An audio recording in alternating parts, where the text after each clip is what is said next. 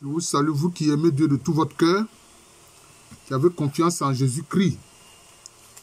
Vous savez que l'univers qui est là n'est pas un hasard, ce n'est pas le fruit d'un hasard.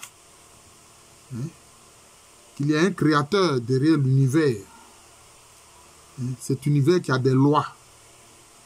Là où il y a des lois, il y a un législateur. Alors, on naît, on grandit et puis on meurt.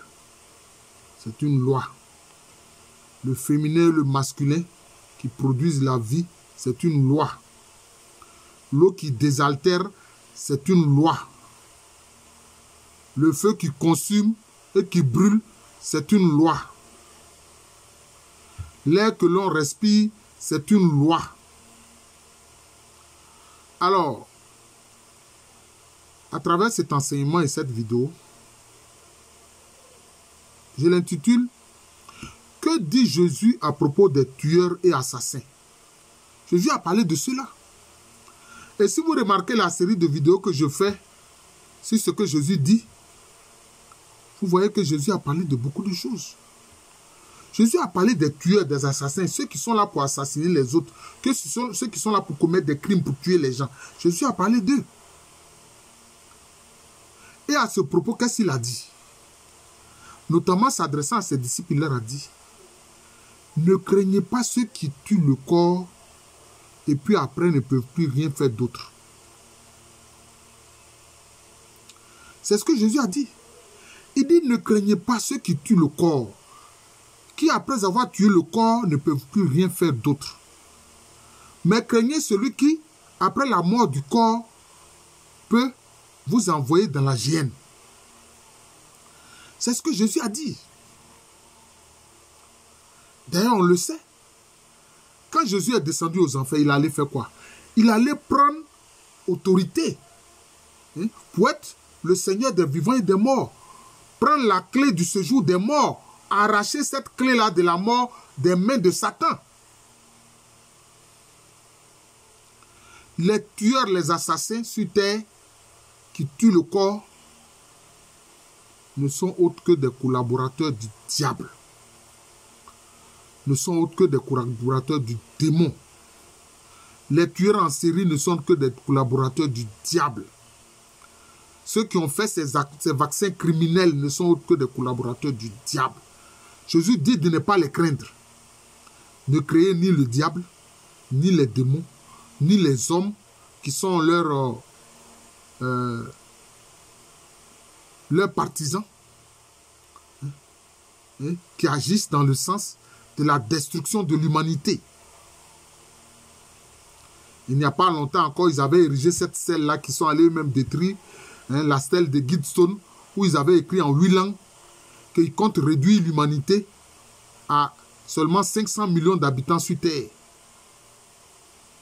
Et on a vu quelqu'un qui est, depuis plusieurs années, le conseiller principal des présidents français qui se sont succédés, qui dit que quand un homme atteint 60 ans, quand il dépasse 60 ans, il n'est plus bon à rien et qu'on devrait l'euthanasier.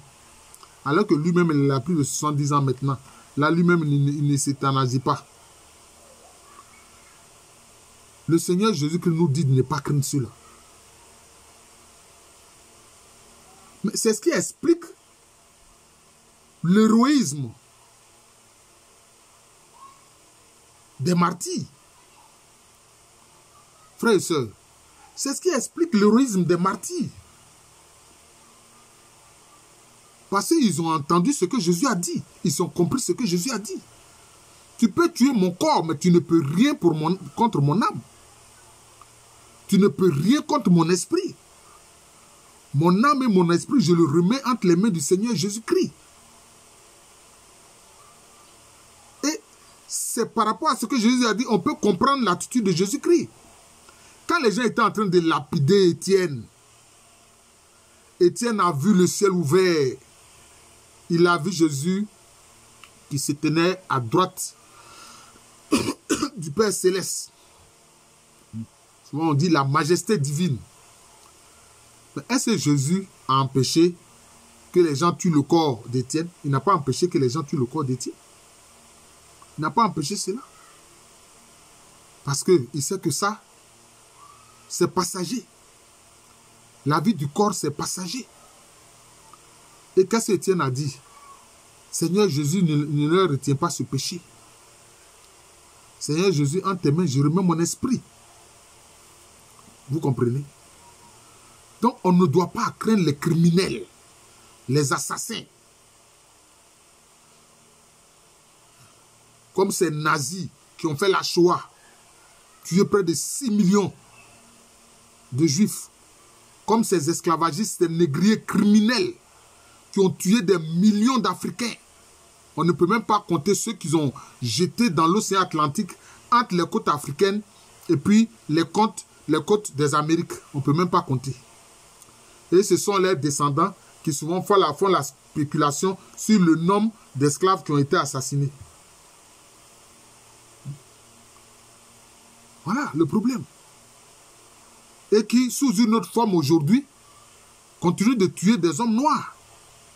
Comme on l'a vu pour George Floyd. Ils continuent de tuer les noirs. Les noirs vous ont fait quoi? Bon, vous voulez tuer leur corps, mais vous n'avez pas d'emprise sur leur âme et leur esprit. Ça, Jésus l'explique clairement. Ne craignez pas ceux qui tuent le corps et puis après ne peuvent rien faire.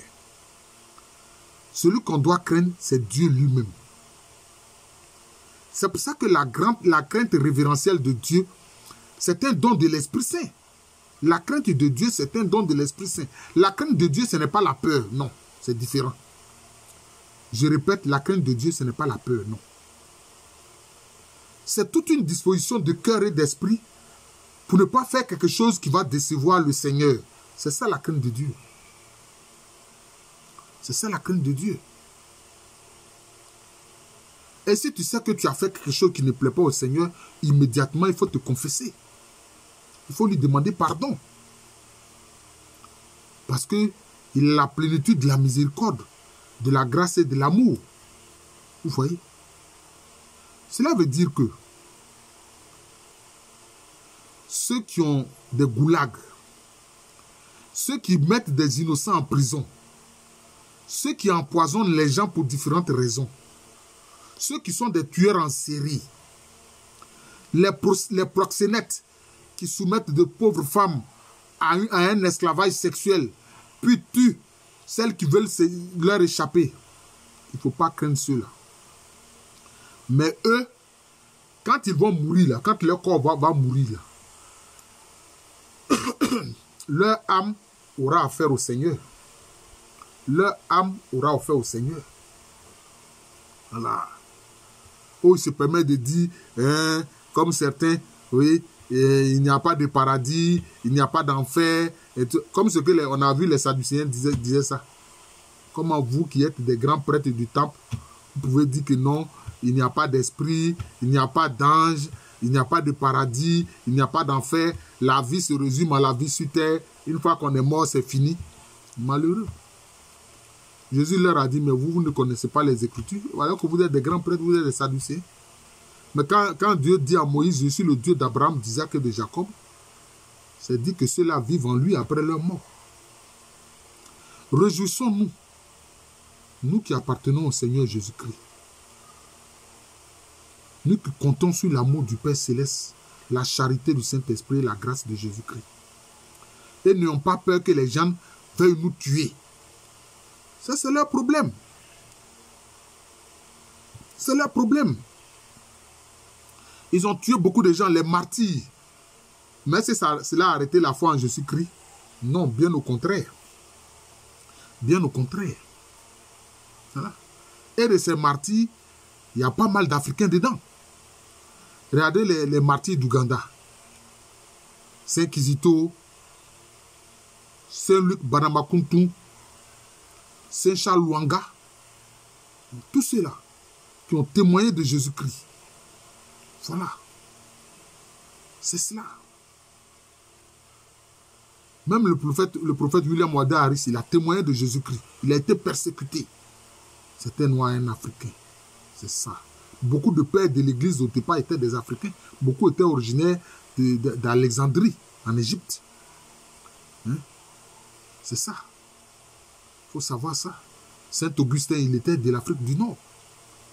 Voilà. Donc c'est ça, frère. Jésus dit de ne pas craindre ceux qui peuvent tuer le corps et puis après ne peuvent rien faire. Parce que quand on craint le fait qu'ils puissent tuer notre corps, on peut se soumettre à un esclavage, hein? On peut se soumettre à eux, à un esclavage auquel ils nous soumettent, alors que le Jésus-Christ nous en libère pour dire de ne pas les craindre. Qu'après cela, ils ne peuvent plus rien faire. Cela veut dire qu'après qu'ils aient tué notre corps, là, on survit. Notre âme vit, notre esprit vit. Et là-bas, là, pour ça, ils ne peuvent plus rien faire. C'est ce que Jésus dit. Voilà. Je vous remercie.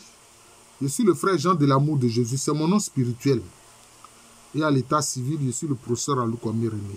Faites connaître cette chaîne YouTube de moi. Hein. Jean de l'amour de Jésus. C'est bien Jean de l'amour de Jésus sur YouTube. Et puis partagez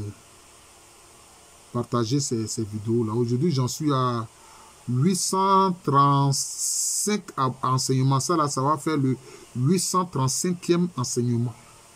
835e enseignement. Mis à votre disposition gratuit. Conforme à la doctrine de l'Église. Voilà. C'est cela. À l'état civil, je suis le professeur Aloukwame René.